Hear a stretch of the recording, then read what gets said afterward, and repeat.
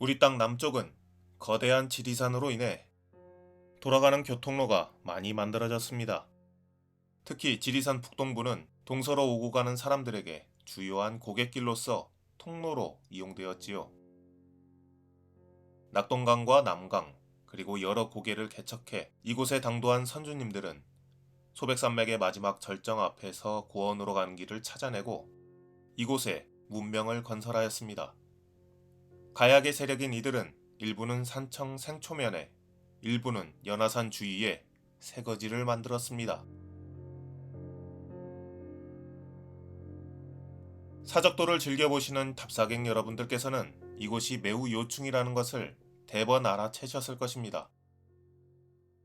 지리산과 덕유산 사이에 제한된 통로로서 소백산맥을 넘기 전 마지막 평지이며 남강이 만든 교통로가 남북으로 거창과 산청, 멀게는 진주까지 이어지는 곳입니다. 가야인들은 이 교통의 요지에 새거지를 꾸렸습니다.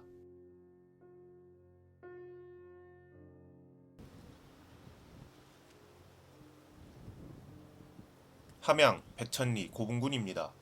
수혈식 석광묘 21기가 구릉에 가득하며 연대는 5세기 후반 6세기 초입니다. 역시나 백제의 한성상실과 연결되어 있습니다. 고분군의 북쪽에는 이들이 만들어 놓은 토성이 있습니다. 척지토성은 2022년 발굴에서 실체가 드러났으며 남광과 보산천이 만든 천연의 해자로 보호받고 있었습니다. 인근에 밀집한 유물산포지 등 여러 흔적과 함께 역시 5세기 후반, 6세기 전반으로 편년되는 가야 소국 혹은 새거지의 증거입니다.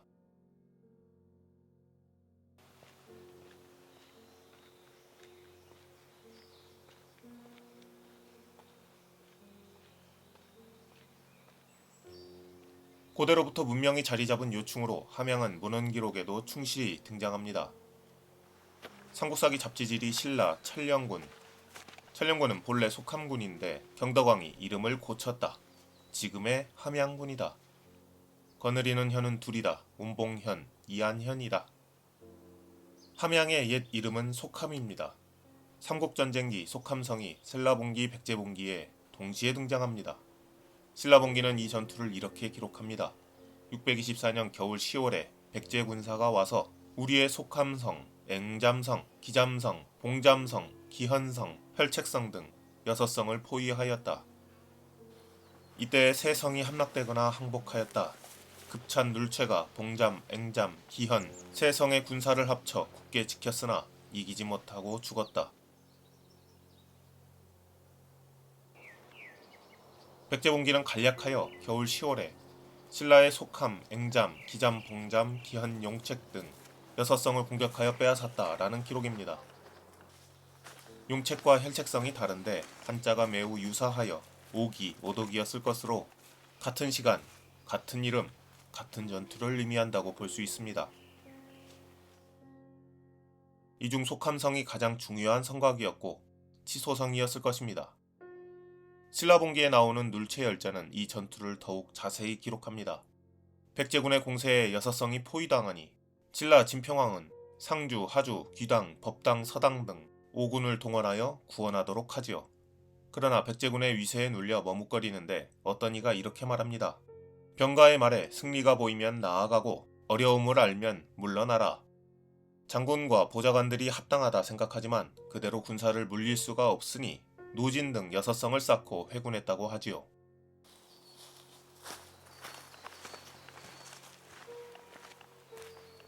눌체는 오군의 회군 소식을 듣고 붕괴하나 논어의 한 구절을 이야기하며 결사항전을 선택하지요. 봄의 따뜻한 기운에는 초목이 모두 꽃을 피우지만 겨울에 이르러서는 오직 소나무와 잣나무만이 늦게 시든다. 결국 눌체는 최후의 전투에서 종과 함께 싸우다 뒤에서 도끼에 맞아 전사합니다.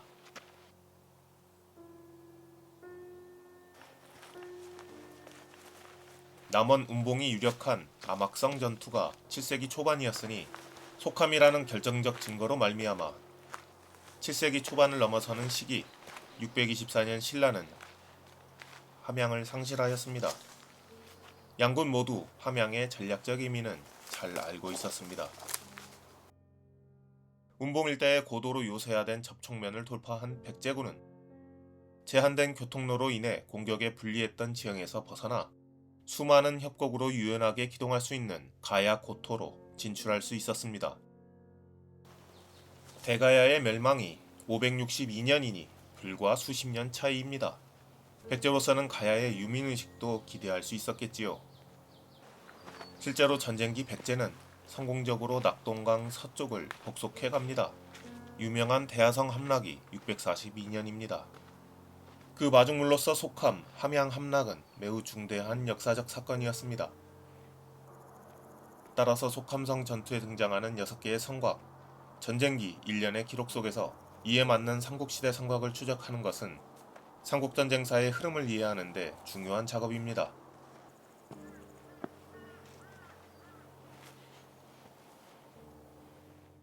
속함성은 함양읍, 앵잠성은 함양군 수동면 상백리, 기잠성은 합천군 대병면, 혈책성은 산청군 단성면으로 비정되어 있고 고대 유적이 밀집하거나 성곽이 있는 곳들입니다.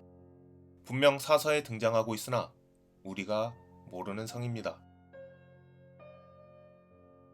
성곽들의 위치가 경남 서부 전체를 본다는 의견이 주류 의견이지만 당시 병력 동원이 가능한 규모나 지휘관의 담당 구역으로 말미암아 함양의 국지적 성곽들을 의미한다는 것을 배제할 수는 없을 것입니다. 가장 중요한 속함성은 함양읍으로 비정되어 있으니 삼국시대에 축조된 성곽들을 살펴보면 고려 우왕 6년 1380년 이전 함양의 읍치는 신천리 성이었으나 왜구의 침입으로 허물어지고 현재도 원형의 흔적으로 남아있는 함양읍성으로 옮깁니다. 신천리성은 고려시대 명문화편이 나왔지요. 두 성의 입지와 시기, 기록과 유물에서 설득력이 떨어집니다. 가야 고토성의 위치가 주는 장점이 워낙 크기 때문에 척지토성 인근을 중심으로 구분을 해보면 속함군과 거느리는 운봉현, 이안현을 총괄하여 팔령치와 연결된 남원 암악성, 함양 팔령산성, 함양 척지토성, 함양 사근산성, 함양 마안산성, 함양 추성산성, 60년과 연결된 함양 방지산성, 함양 황석산성 등이 있습니다. 이미 이름이 특정된 암악성과 위치가 따로 떨어진 추성산성, 운봉고원에 분포한 보루성들을 제외하면 일치할 가능성은 현저히 적다 해도 공교롭게도 6곳입니다.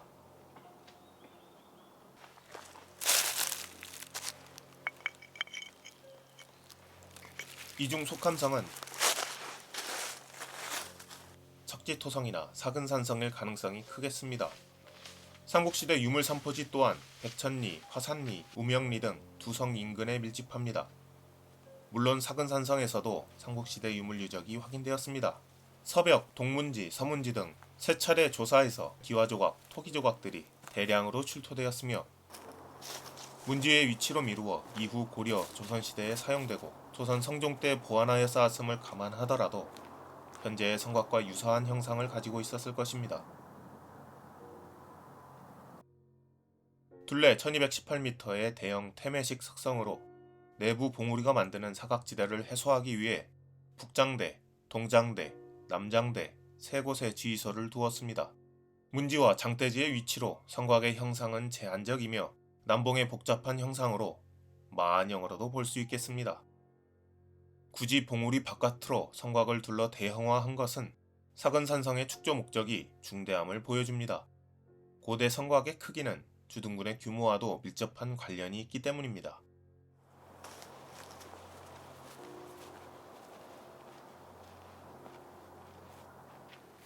성곽 내 많은 평지에 기와편이 여러 시대 것이 혼재되어 사방에 흩어져 있습니다. 봉수대와 장대지, 수많은 건물지와 함께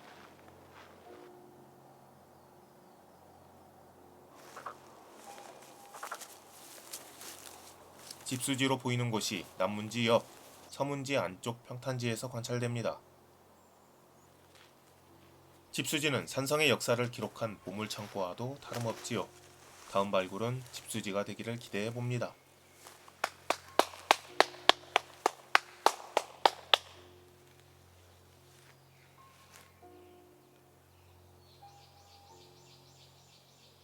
성곽의 취약부는 남쪽 봉수대와 연결된 능선, 북쪽 봉수대와 연결된 능선이며 이를 보완하기 위해 가까운 곳에 문을 두었습니다. 사면부를 많이 포함하고 있으나 산성 아래로 능선이 발달하여 산 아래에서 내부가 잘 관측되지 않습니다. 다만 공격군이 능선부로 올라서면 지형상의 이점이 많이 사라지며 능선 끝에서 성곽까지 상당한 면적의 평탄지가 있습니다. 삼국사기의 기록처럼 속함성 전투 초기에 이미 백제군에 점령당하거나 1380년 고려 말 왜구에게 점령당한 사실은 의외로 취약점이 컸다는 것을 반증한다 하겠습니다. 만약 고려시대 입보산성으로 확장하여 더 크게 축조했다면 황석산성과 함께 일대를 지키는 요새가 되었겠지요. 고려시대에 들어 사근산성 남쪽 수동면에는 사근역이 들어서기도 했습니다. 현종 9년 설치된 22역도 525 소격체계의 일환으로 조선시대까지 무려 900년에 가까운 시간 동안 이어진 역이자 가도였습니다. 전주에서 함양을 거쳐 진주까지 이어지는 남부의 주요 가도로서 사근산성은 가도체계를 수호하는 임무를 맡아 운영되었습니다. 그만큼 사방을 감지할 수 있는 연화산의 지형적 이점과 사통팔달을 통제하는 산성으로서의 가치는 중요했습니다. 이러한 사실들을 보면 사근산성이 속함성일까요? 유력한 경쟁자인 척지토성은 22년 발굴 조사를 통해 중첩 성토 방식의 가야식 토성으로 밝혀졌습니다.